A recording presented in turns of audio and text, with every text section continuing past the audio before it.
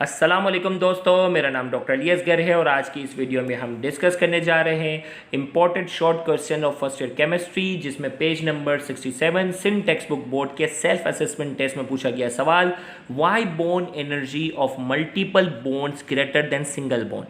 अब किसी भी दो एटम के दरमियान बॉन्ड जो है वो मल्टीपल है, यानी डबल कोवलेंट बॉन्ड है या ट्रिपल कोवलेंट बॉन्ड है, उसकी बॉन्ड एनर्जी जो होती है वो ज़्यादा होती है बनिस्बत किसके, सिंगल बॉन्ड के। तो मिसाल के तौर पे मैं आपको बताऊं यहाँ कि क्लोरीन के दरमियान, अगर इस डायग्राम में अगर आप देखें कि क्लोरीन के दरमियान जो है वो सिंगल कोवलेंट बॉन्ड है, ऑक्सीजन के दरमियान डबल बॉन्ड है और नाइट्रोजन के दरमियान क्या है, ट्रिपल कोवलेंट बॉन्ड है। तो यहाँ ये कह रहा है कि मल्टीपल बॉन्ड जो होते हैं ना उनकी एनर्जी ज़्यादा है, यानी ट्रिपल कोवलेंट बॉन्ड की डबल से ज़्यादा होगी और डबल की क्या होगी, सिंगल के मुकाबले में क्या है, एनर्जी। यानी इसको ब्रेक करने के लिए आपको ज़्यादा एनर्जी चाहिए, ट्रिपल वाले में ज़्यादा एनर्जी चाहिए, डबल में थोड़ी सी कम और सिंगल में और कम चाहिए।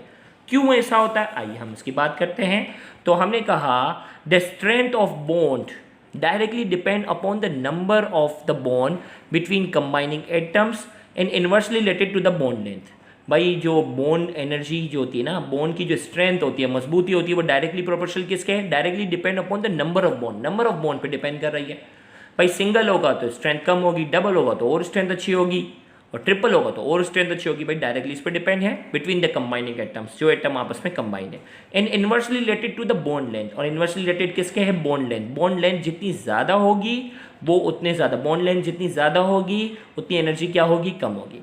When the number of bond between the atom increase, bond length decrease। भाई जब भी नंबर ऑफ बॉन्ड जो है वो बढ़ जाते हैं, लेंथ क्या हो जाती है, छोटी हो जाती है। क्लोरीन के दरमियान सिंगल था ना बॉन्ड, तो ये लंबाई क्या थी, बॉन्ड की ज़्यादा थी।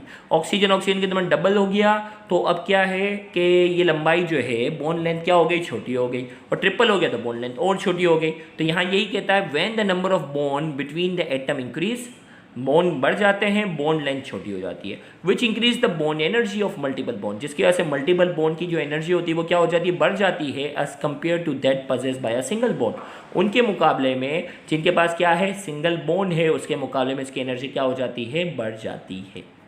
ये हो गया सवाल। दूसरा शॉर्ट जो है वो सिंध टेक्स्ट बुक बोर्ड के सेल्फ असेसमेंट टेस्ट में पूछा गया है, compare the bond strength of sigma in pi bond, polar and non polar.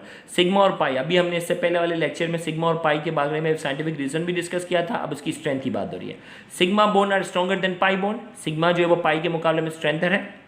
Polar और नॉन पोलर की बात करेंगे, polar molecules are stronger than in non polar. Polar bond जो होगा वो नॉन पोलर के मुकाबले में क्या होगा, ज़्यादा होगा, क्योंकि पोल जो होते हैं ना, अपोजिट पोल एक दूसरे को क्या करते हैं, अट्रैक्ट करते हैं। सिंपल स्ट्रेट फॉरवर्ड हमें जवाब देना था।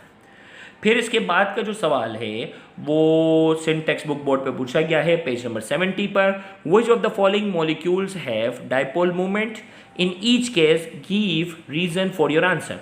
भाई इसमें डाइपोल मूवमेंट बताना है और सबका रीज़न भी बताना है। पहले में हमें पूछा गया CH3Cl3 का डाइपोल मूवमेंट है या नहीं है, रीज़न भी दो। सल्फर क्लोराइड के बारे में बताओ, वाटर के बारे में बताओ, कार्बन डाइऑक्साइड के बारे में आप बताएं। तो सबसे पहले हम बात करते हैं, कार्बन है CHCl3, Cl और यहाँ क्या आ गया, H, एक जगह H आ गया। ये है टेट्राहेड्रिकल अनसिमेट्रिकल।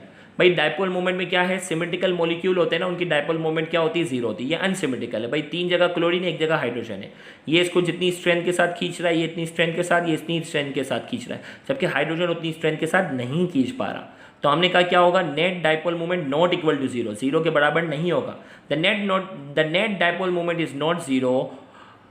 क्यों zero, as it is tetrahedrical and unsymmetrical. ये टेट्राहेड्रल है और ये क्या है, अनसिमेट्रिकल है।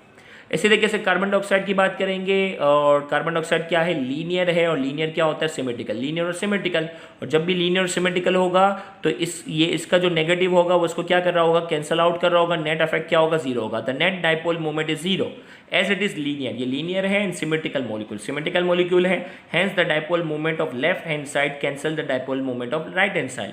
लेफ्ट का जो है वो डाइपोल मोमेंट जो है वो राइट को क्या करेगा, कैंसल आउट कर देगा। फिर हमारे पास जो वो सल्फर क्लोराइड की बात करेंगे। सल्फर क्लोराइड जो है, सल्फर डाइक्लोराइड जो है वो जो होता है वो एंगुलर शेप का होता है, एंगुलर है और अनसिमेट्रिकल है। Angular and non symmetrical, linear होता तो क्या होता, सिमेट्रिकल हो जाता।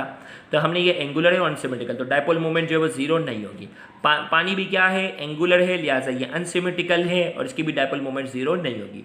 The net dipole moment is not zero as they are angular and unsymmetrical molecule. ये एंगुलर है और अनसिमेट्रिकल है, hence the dipole moment of left hand side does not cancel the dipole moment of right hand side. Left hand side जो है वो right hand side को जो है वो कैंसल नहीं कर पाएगा। तो ये इंपॉर्टेंट जो है वो शॉर्ट क्वेश्चन आंसर थे। इंशाल्लाह नेक्स्ट लेक्चर में नए इंपॉर्टेंट शॉर्ट क्वेश्चन आंसर को डिस्कस करेंगे, तो उसको भी देखना मत भूलिएगा। Thank you very much. अल्लाह हाफ़िज़।